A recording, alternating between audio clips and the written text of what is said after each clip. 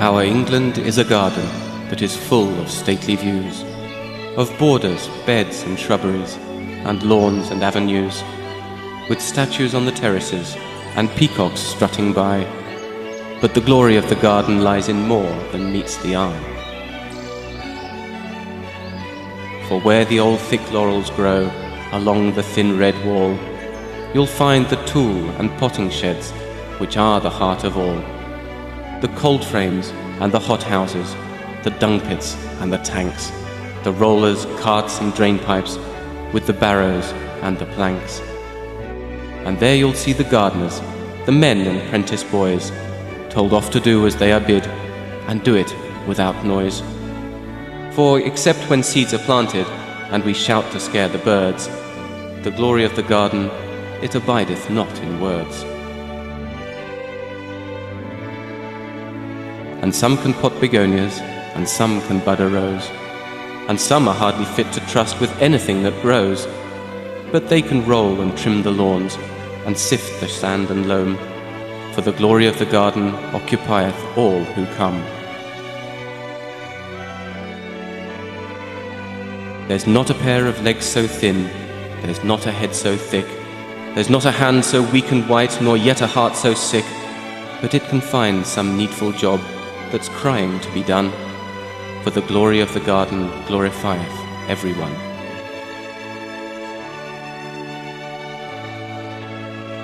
Then seek your job with thankfulness, and work till further orders, if it's only netting strawberries or killing slugs on borders. And when your back stops aching and your hands begin to harden, you will find yourself a partner in the glory of the garden.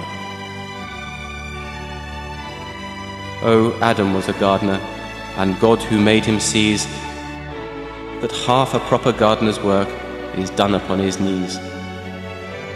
So when your work is finished, you can wash your hands and pray for the glory of the garden, that it may not pass away. And the glory of the garden, it shall never pass away.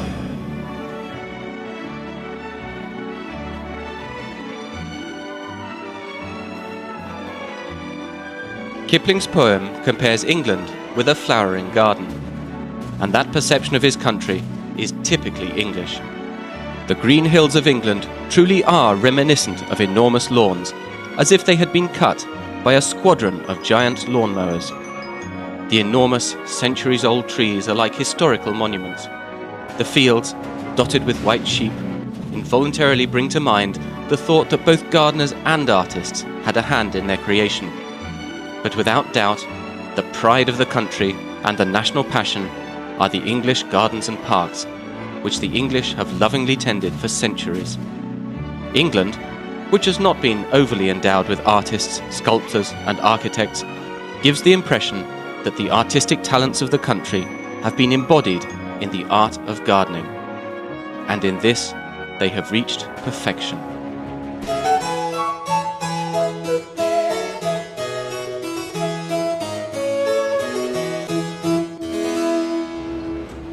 It is well known that England was the home of the Industrial Revolution. The processes of industrialization and urbanization began here earlier than in other European countries. Nevertheless, there are close ties with nature, and in particular, its plants. The incarnation of this unity is the Green Man, a popular character from English mythology, the spirit of the forest, the personification of living nature. Even nowadays, he can often be found on the walls and ceilings of churches, on pub signs, and in souvenir shops. Branches, usually oak branches, grow from his mouth, and he is both frightening and amusing. This pagan image, which was worshipped by the ancient Druids, has been taken into the English church and recognized by contemporary atheists. According to some specialists, even the legendary Robin Hood is none other than the very same Green Man in a new guise. And as the May King, he is glorified in English villages on the 1st of May. In a more romantic form, along with his female companion, they celebrate the summer equinox in June. And he is the playful Puck from A Midsummer Night's Dream. The Green Man has many faces. He is above time and space. He is the English love of the forests, fields, flower beds, lawns, of all that is green and alive. The ancient cult of trees is also alive in England. In public parks, villages and private gardens, old trees are looked after and cherished. They are treated as living, close beings, and sometimes, as for example in the park at Laycock Abbey, they even talk to frivolous visitors.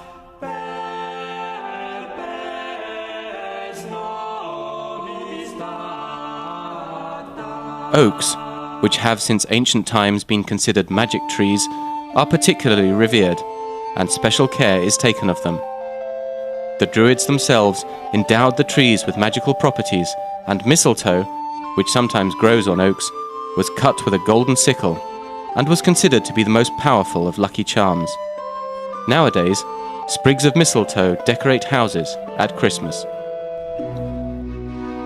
The Slavophile Alexei Khomyakov wrote in the 19th century, "I know that other nations have, of late, started to imitate English parks and gardens, but these imitations are not at all like the originals. And do you know why? For a very simple reason. Greenery and trees are an ancient love of the English people. History has forced them into big towns, but in their souls they are still village dwellers and fanatical lovers of shady trees." And furthermore, the trees which the English love also love them back. Wonderful parks and groves sprang up around them, providing dense shade and showering wonderful inspiration on their poets, from old Shakespeare to our contemporaries.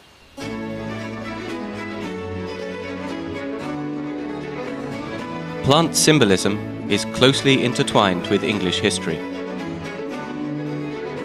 How often do wars bear the names of flowers? The War of the Roses, between the red and the white, was an important turning point in English history. At the end of the war, Henry VII Tudor took the red rose of the Lancasters and joined it with the white rose of the Yorks by marrying Elizabeth of York in 1486. The result was the two-tone Tudor rose, which became the emblem of that royal house and, particularly during the reign of Henry VIII, decorated many houses throughout the country.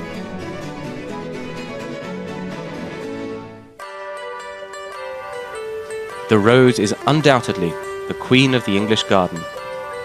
"My beautiful English rose" was for many centuries a term of endearment.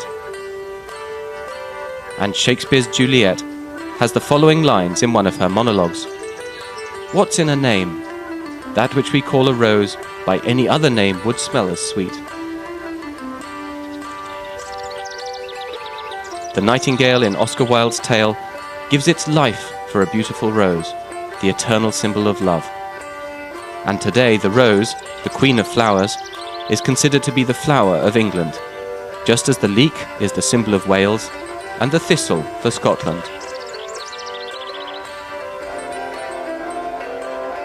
Flower symbols can be found throughout England. The famous English porcelain of the Victorian period, which is still used and in great demand to this day, is called Royal Albert and bears a design including old sorts of English rose. Decorations in houses, churches, historical monuments and pubs all contain flower themes. In ancient times, tribes created enormous, complex structures in England. Ring-like forms, symbols of the sun and eternal life, and maybe something else, which is unexplained to this day, stand on English soil and are the subject of much debate and speculation. The most famous of them is Stonehenge, but there is an older ring at Avebury, and many others as well. In the Middle Ages, these circular constructions were reborn in a new guise as mazes in parks, which were planted for people's entertainment and pleasure. And to this day they are a favourite of the English. This ancient closeness between people and nature, which many contemporary nations have lost, has become in England a passion for gardening.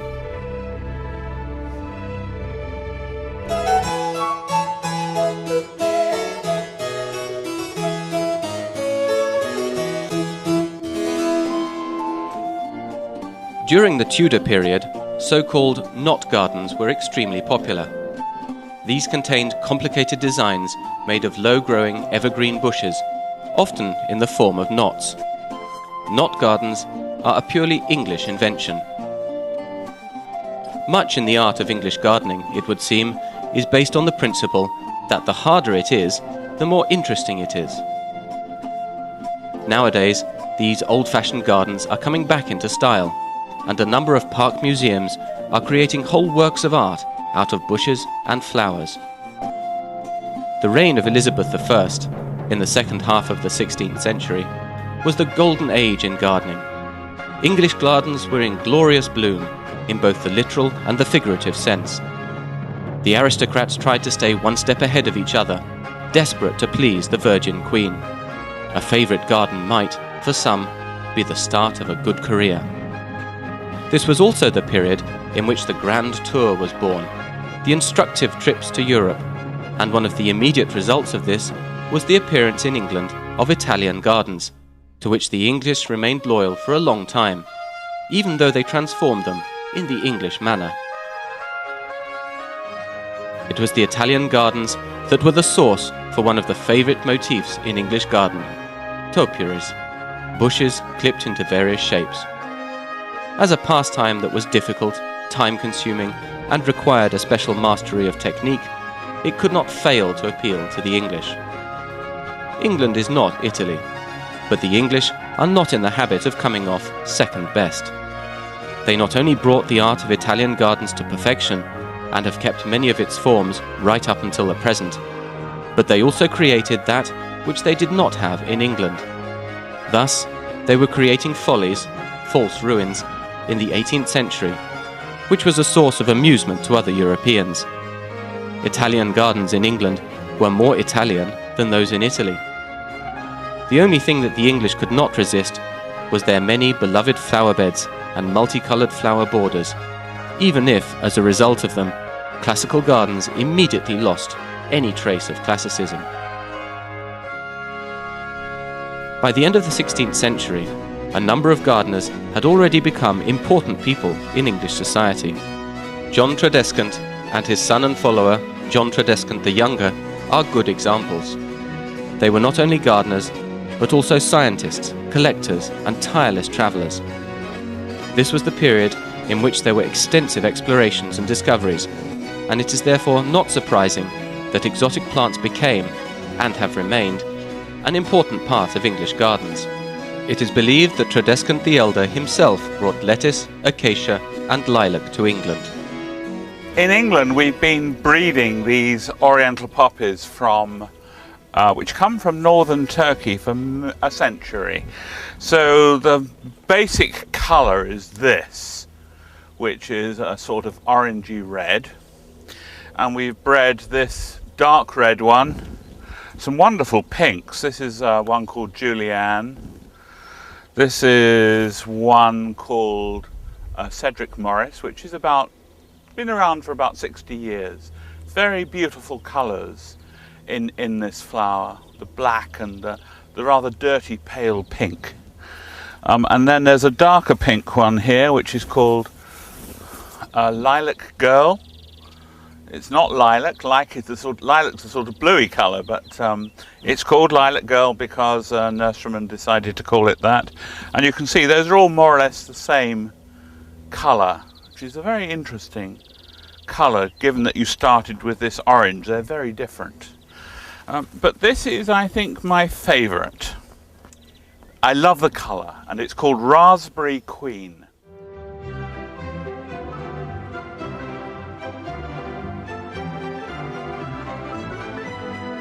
John, who was considered to be the greatest gardener of his time, has even left his mark in Russian history in the form of the popular and extremely modest plant which bears his name, the Tradescantia, or spiderwort. Furthermore, he visited northern Russia and left one of the earliest descriptions of the plants in the North Sea region. Russian bread and the intoxicating honey had the most positive effect on the Englishman.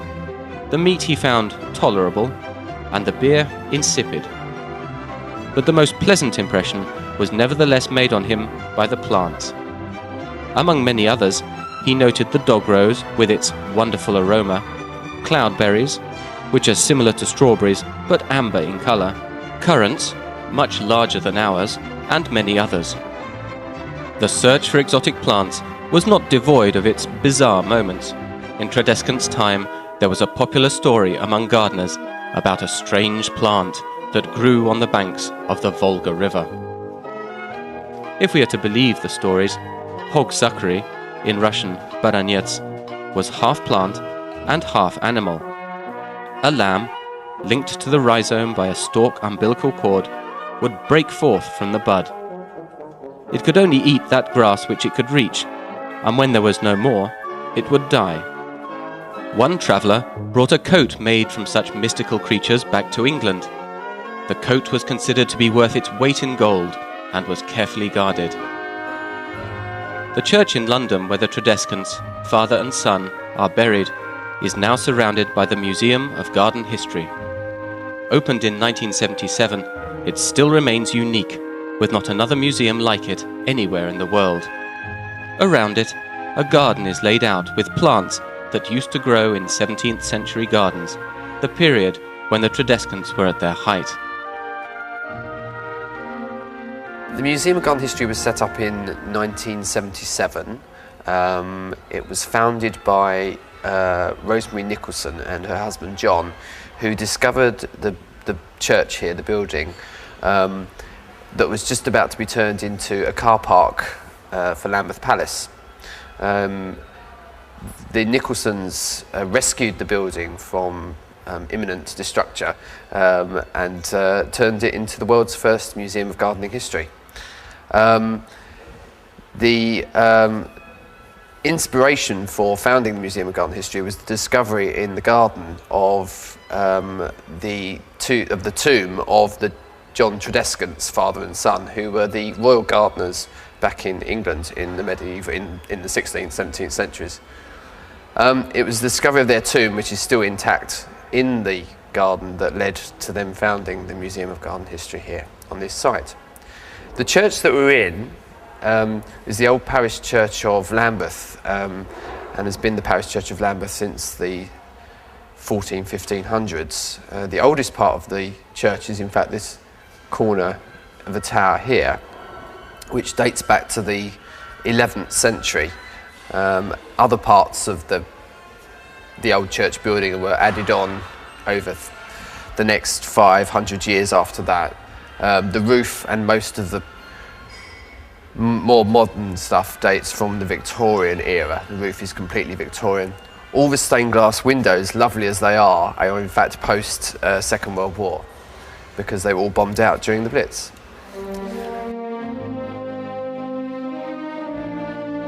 And in 1983, the Queen Mother personally opened a knot garden, created by Lady Salisbury to surviving drawings and a copy of the garden Tredescant laid out in one of the English estates.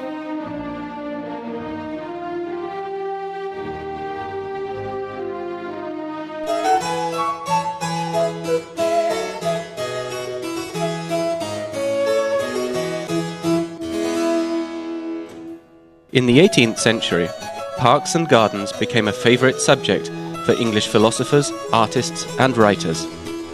Naturalness and closeness to nature, free growth of all the plants, under strict control of course, these were the principles that lay behind the new artistic wave. The revolution in English gardening is linked with the name of Lancelot Brown, also known by the nickname Capability Brown.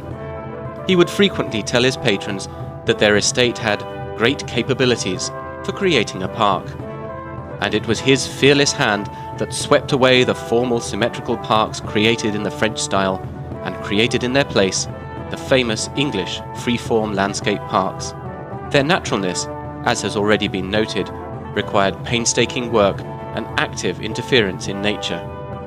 But Brown was convinced that there was nothing impossible, and that you could always redo nature to your own design. His decisiveness knew no bounds.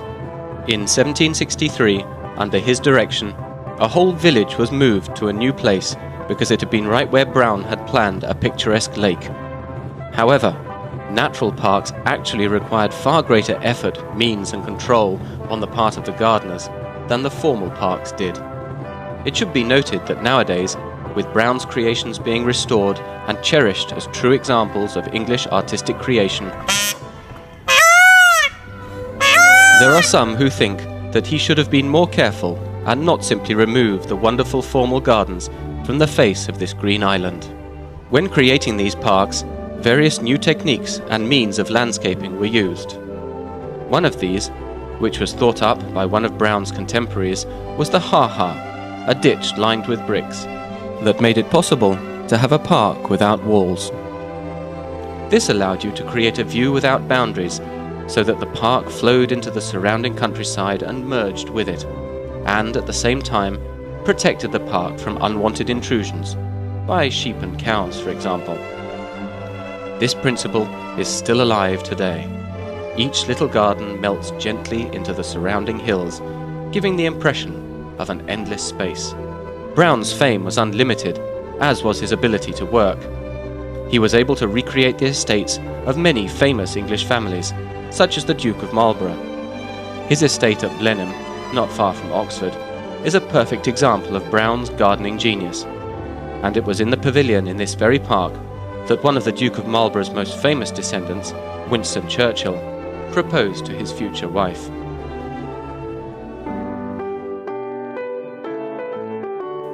During the Victorian period, a real gardening mania gripped English society. Gardens became accessible to the masses, and each little cottage now had a green, cosy garden. Right at the beginning of Victoria's reign, the famous English flower beds came into fashion, and they are still considered to be unsurpassed, both for their artistic composition and for their sheer number. They were indispensable in the cities, particularly in London, which was unfortunately known for its poor ecological standards and smog. Simple and complicated, flower beds were accessible to people at all levels of society and became an omnipresent and pleasant decoration in English homes. Nowadays, all you have to do is go for a walk through one of London's central parks on a spring day, and you will be left in no doubt that the art of planting flower beds is alive and flourishing in the country. Victorian gardens became the symbol of English coziness.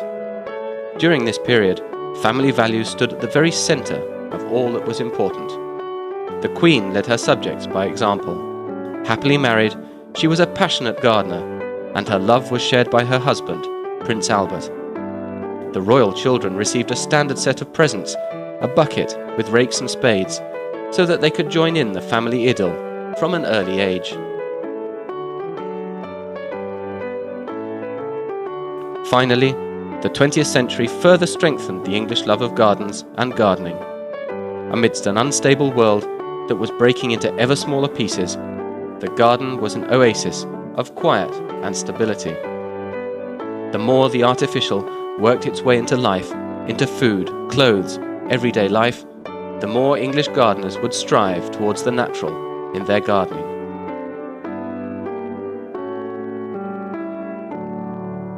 The famous English lawns are also the subject of national pride and reflect many sides of the English character. First, their devotion to traditions. There is the famous joke when an Englishman is asked how he managed to achieve such a beautiful lawn, and he replies, "Oh, it's very simple. You just have to water and cut it every day, for 400 years. The joke is not that far from the truth, although, for example, the French believe that the English simply put down a new lawn every night. Nowadays, it is of course possible to buy a ready-grown lawn in shops. Secondly, it says a lot about the freedom-loving nature of the English, since you can freely walk on such lawns and the grass does not get trampled down. English lawns have long been envied by others.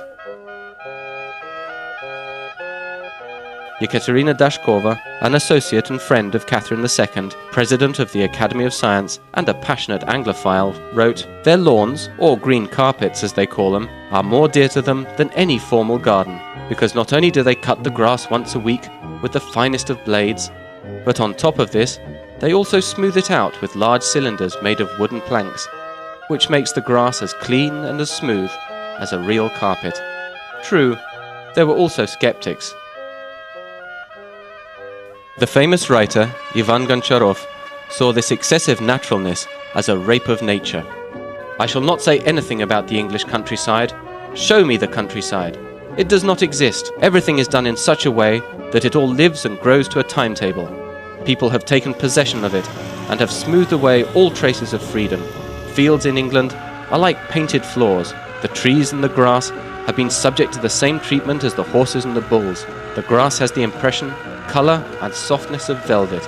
In the fields there is not a square inch of unused land. In the parks there is not a single bush that has not been planted by hand.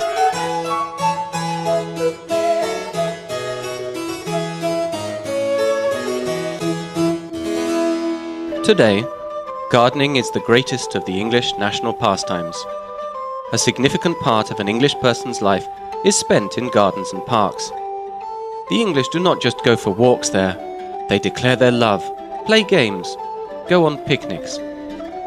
English gardens are wonderful and worthy of imitation. The beautiful garden, created by the famous gardener and writer Christopher Lloyd, is a wonderful example of a modern English garden. Great Dixter is one of those amazing gardens in England, and of course in England there's a great tradition for gardens and a lot of history associated with them, and there are gardens everywhere you turn there's a garden.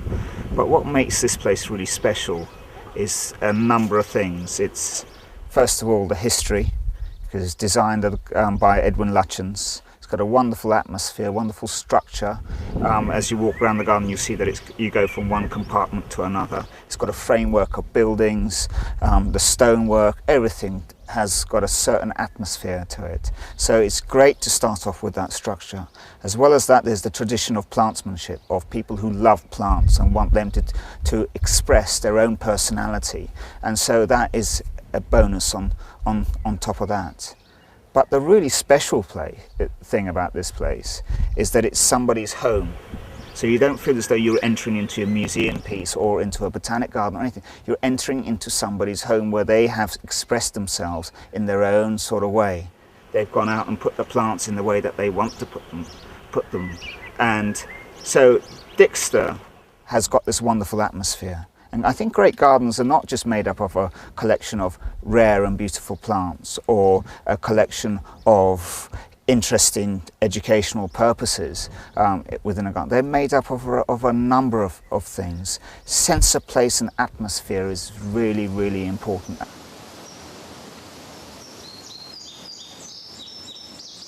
It's a real garden, and it's always changing. Christo is such a good writer because his garden is so good and because it changes all the time. Just because something looks good one year doesn't mean we'll do the same thing year after and again and again. We'll try something new the next year. It might not work, it might be better, it might work. And that gives him a source of inspiration to write. It's a place where we experiment all the time with plants. It's a place where we want to try out new combinations, new ways of showing off plants, new ways of using them. So it's a place that is dynamic. It changes from year to year, even though the structure remains the same. It's a place where we have a lot of fun with plants, and we don't take ourselves too seriously, even though we are very, very professional about the job we do. But we think, well, if people say you can't put pink and yellow together, we think, well, why can't you put pink and yellow together? In nature, in a meadow, you find pink flowers and yellow flowers, and of course there's a base layer of green in there. So in the garden it should be the same, because what happens in this country is that too many people make too many rules about what you should do in your own garden. They say, oh, you must play by the colour wheel. Pinks and blues and mauves and silvers go together, but you couldn't have red with white, you couldn't have pink and yellow together, or you couldn't have red and magenta together. Well, a garden is an expression of your own personal creativity, so why can't you have it? It's your garden after all, and as long as you're not doing anything just purposefully to shock somebody or doing something just sort of to be alternative, you can do what you want in your own garden. So Dixter does that. The passion for gardening has gripped all classes of English society. In order to assess the miraculous combinations of flowers, the forms and the smells of an English garden, you do not even have to pay money to go into a museum. You just have to walk through some small village, anywhere in the country, in order to admire the refined and unique private gardens. Back gardens are an expression of the soul, not a request for praise. Everything possible has been done so that private gardens can bloom with splendid flowers. There are a multitude of shops, markets and garden centres which sell everything a gardener may need. There are various gardeners' societies. In fact, there are so many that it is impossible to count them all. This is a meeting of gardeners in the village of Broadway, and today they are discussing important questions, such as the best way to get proper compost when making it yourself.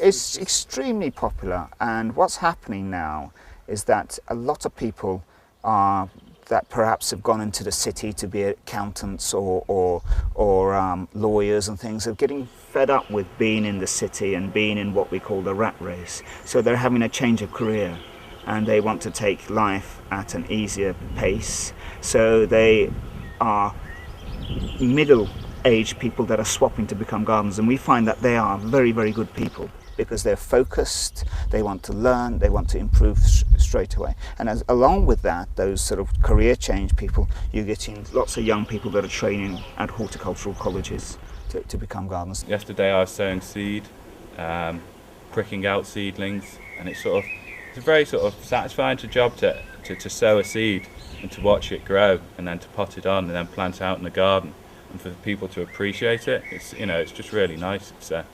It's an excellent job. I feel really lucky that I chose this career path.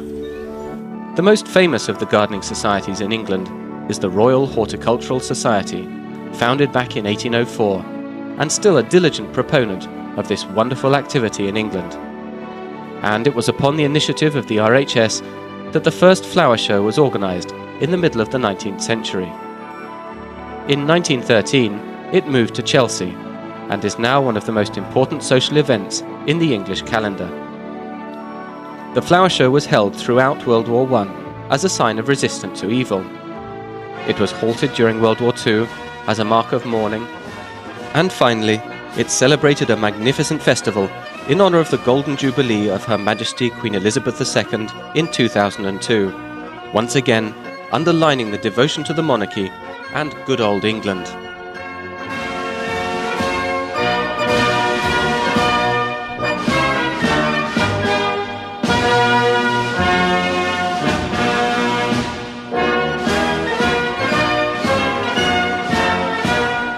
Today, the Chelsea Flower Show is a huge event. Tickets are sold well in advance of the first day. The traditionally restrained English cannot control their passion, and here it breaks out onto the surface. Gardening's in English people's blood, really, and they're always regarded as producing the best gardeners. Whether or not that's true in this day and age, who knows? There are a lot of very good gardeners out there. And in England, gardeners are respected. If you're a skilled gardener, if you're a skilled person that could sort of maintain a garden or manage a garden up to a certain level, you are not treated like a king, but you're very much respected. But then you've also got gardeners that aren't respected. They're badly paid because they've got a certain skill level, and they're, as in any country, they're looked down on. But the best gardeners are almost regarded as pop stars in a way. They've got a following, they've got a fan club, they've got people, sending them fan letters and photographs being taken, and but they have to earn that position in order to become a good gardener. You have to spend years learning. You can't just come out of university or college and expect to be a good gardener straight away. It takes years of nurturing, of knowledge being passed on to you, or you just trying and experimenting and finding out from trial and error. It's easy to become a gardener in England, but it's a more difficult job to be a good gardener. English gardens are a constant game with space and nature. They are the possibility to make the small big, the wild tame, and the regular complicated. In each little garden, in front of each house, various views of nature are recreated, and already the garden does not seem so small, and the hills into which the garden melts become endless, and the whole island is one wide, open space. This beauty of being able to nurture things, to grow them, to get them to a flowering size, and then take it from there. That's the real essence of it, you know, this sort of wanting to be a part of nature, although you're controlling nature all the time by being a gardener. But it's just this sort of being able to, I suppose we all got that in us, in being a parent and bringing this thing up to a flowering size so that it looks good, it does what it should do, it's healthy, and then the whole cycle continues. You know, I'm not just interested in flowers, I'm interested in vegetables, I'm interested in the insects that are there. And one thing, I'm interested in the people who do it as well, because they're all characters in their own little way, and they've all got the sort of like this personality, and I'm interested in the way they sort of convey their personality in their gardens. That's fascinating.